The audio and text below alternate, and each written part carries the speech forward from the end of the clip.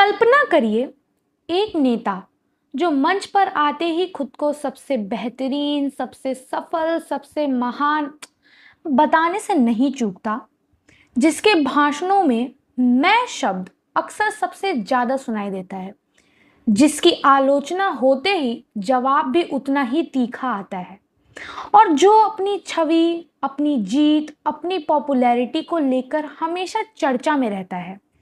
जी हाँ, हम अमेरिकी राष्ट्रपति डोनाल्ड ट्रंप की बात कर रहे हैं। कई लोग ऐसे व्यवहार को देखकर कहते हैं, क्या डोनाल्ड ट्रंप नार्सिसिस्ट है? लेकिन रुकिए, पहले ट्रंप की कुछ हरकतों को देखिए।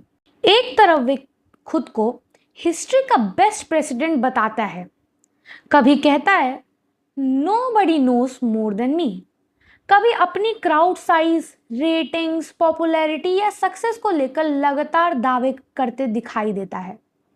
अगर कोई मीडिया संस्थान उनकी आलोचना करे तो जवाब आता है फेक न्यूज़। अगर कोई विरोध करे तो अक्सर पलटवार भी उतना ही बड़ा। सपोर्टर्स इसे स्ट्रॉन्ग लीडरशिप कहते हैं, क्रिटिक्स कहते हैं हर चीज खुद के इर्द गिर्द घुमाना, लगातार वैलिडेशन चाहना, इमेज को रियलिटी से ज्यादा महत्व देना नार्सिसिस्ट ट्रेट्स की तरह लगता है। फिर से हम उसी सवाल पर लौट आते हैं, क्या ट्रंप नार्सिसिस्ट है? इसे समझने के लिए चलिए इतिहास में चलते हैं। दरअसल इसकी कहानी आज की पॉलिटिक्स नहीं है, करीब 2000 साल पुरानी एक रहस्यमयी कहानी से शुरू होती है। कल्पना करिए, एक युवा जिसने कभी अपना चेहरा देखा ही नहीं था, लेकिन उसे यकीन था कि दुनिया में उससे सुंदर, उससे खास कोई नहीं है। रिश्तों की कमी नहीं थी, लोग उसे चाहते थे, प्रेम प्रस्ताव आते थे, लेकिन वह हर किसी को ठुकरा देता था। क्यों? क्योंकि उसे लगता था मेरे जैसा कोई हो ही नहीं सकता। फिर एक दिन वो नदी किनारे पहुंचा, पानी बिल्कुल शांत, और पहली बार उसने खुद को देखा। पानी में झलकती अपनी ही तस्वीर, वह खुद पर मोहित हो गया। अब हर दिन वह उसी नदी के पास जाता, घंटों खुद को निहारता, खुद में खोया रहता। कहते हैं कि एक दिन अपनी ही परछाई को छूने की कोशिश में वह नदी में गिर पड़ा और मर गया। उस युवक का नाम था नार्सिस। यहीं से पैदा हुआ शब्द नार्सिज्म। ये कहानी ग्रीक मिथ मानी जाती है, जिसे रोमन कवि ओविड ने अपनी किताब मेटामॉर्फोसिस में दर्ज किया है। लेकिन एक मिथ मॉडर्न साइकोलॉजी तक कैसे पहुंचा? साल 1914 में मनोविश्लेषक सिगमंड फ्रॉइड ने नार्सिज्म को एक साइकोलॉजिकल कॉन्सेप्ट की तरह एक्सप्लेन किया। उनका तर्क था, कभी कभी इंसान खुद को ही लव का ऑब्जेक्ट बना लेता है, यानी दुनिया से ज्यादा खुद में इन्वेस्टमेंट। उन्होंने ब्रॉडली 2 रूप बताए, primary narcissism, secondary narcissism. Primary narcissism जहां व्यक्ति सेल्फ फोकस और सेल्फ प्रिजर्वेशन में डूबा रहता है।